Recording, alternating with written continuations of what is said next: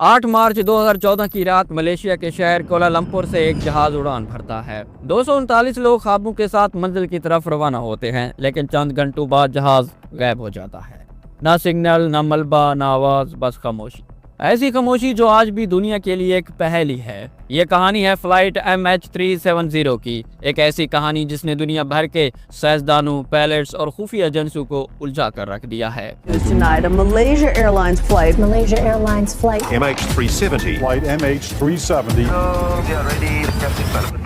جی ہاں، 8 مارچ 2014 کی رات کے 12:41 پر ملیشیا ایئر لائن کی فلائٹ MH370 بوئنگ 777 طیارے کے ساتھ کوالالمپور سے بیجنگ کے لیے اڑان بھرتی ہے۔ طیارے میں 227 مسافر اور 12 عملہ موجود تھے۔ پائلٹ کیپٹن زہاری احمد شاہ ایک تجربہ کار اور پرسکون انسان تھے۔ ان کے ساتھ فرسٹ آفیسر فرید عبدالمجید بھی تھے۔ موسم صاف تھا، رابطہ بحال تھا، سب کچھ نارمل تھا، لیکن 40 منٹ بعد کچھ عجیب ہوا۔ جب جہاز ویتنام کے حدود میں داخل ہونے والا تھا، اچانک ریڈار سے غائب ہو گیا۔ آخری رابطہ رات 1:19 پر ہوا۔ پائلٹ نے برج سے کہا گڈ نائٹ ملیشین 370 اور اس کے بعد صرف خاموشی ہوئی۔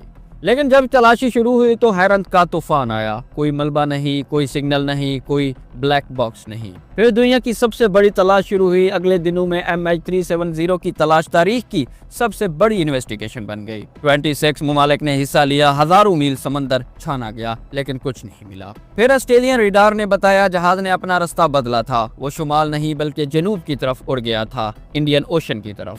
اور وہ یہی لمحہ تھا جب سازشوں، شک اور رازوں کا آغاز ہوا۔ دنیا بھر میں سوال اٹھنے لگے، کیا جہاز اغوا ہو گیا تھا؟ کیا پائلٹ نے خود راستہ بدلا تھا یا کوئی سائبر حملہ ہوا تھا؟ کچھ ماہرین نے کہا پائلٹ نے جان بوجھ کر جہاز کو سمندر کی گہرائی میں جا کر کریش کر دیا۔ کچھ نے کہا امریکی فوج نے اسے مار گرایا کیونکہ جہاز میں حساس ٹیکنالوجی یا خفیہ کارگو تھا۔ اور کچھ کا تو یہ بھی کہنا تھا کہ جہاز کو کسی خفیہ بڑے جزیرے پر اتارا گیا۔ 2015 میں افریقہ کے ساحلوں پر جہاز کا ایک ٹکڑا ملا، فلپرون، جس سے تصدیق ہوئی کہ یہ MH370 کا ہی حصہ تھا۔ مگر باقی جہاز، باقی لوگ آج تک لاپتہ ہیں۔ سینکڑوں خاندان روز جہاز کے واپس آنے کی آج بھی دعا کرتے ہیں، اور ایک ماں نے کہا میرا بیٹا واپس آئے گا، وہ کہیں نہ کہیں زندہ ہے۔ کچھ لوگ اب بھی یقین رکھتے ہیں کہ جہاز سمندر میں نہیں، کہیں زمین پر چھپا ہوا ہے۔ حکومتوں نے تحقیقات بند کر دی ہے، مگر سوال آج بھی زندہ ہے۔ آج 11 سال بعد MH370 دنیا کی سب سے بڑی ہوائی پہیلی ہے۔ سائنس کہتی ہے وہ سمندر میں گرا، مگر دل کہتا ہے کہانی ابھی بھی باقی ہے۔ شاید کسی دن کسی مچھیرے کے جال میں یا کسی جزیرے کے کنارے میں ہمیں وہ سچائی ملے گی جس نے 239 روحوں کو خاموشی سے دفن کر دیا تھا، اور تب شاید یہ راز ختم ہو جائے۔ مگر تب صرف ایک نمبر نہیں، یہ MH370 دنیا کی بڑی پراسرار گمشدگی۔